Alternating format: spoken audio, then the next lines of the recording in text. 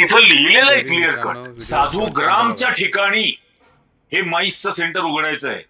Meeting, incentive, conferences आणि exhibitions, आणि मग त्यासाठीच्या अलाइड सर्व्हिसेससाठी आजूबाजूला संपूर्ण तपोवन.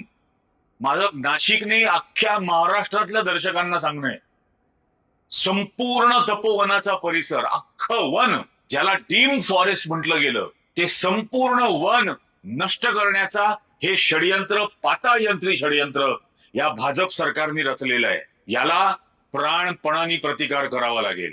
काय वाटेल ते हो, याचा भयंकर मोठ्या प्रमाणामध्ये प्रतिकार फक्त नाशिकमधून नाही, राज्यभर झाला पाहिजे. आज आरे कॉलनी झाली, आरे कॉलनीमध्ये रात्रीच्या वेळेला घुसून 2-3 हजार झाडं तोडून टाकली.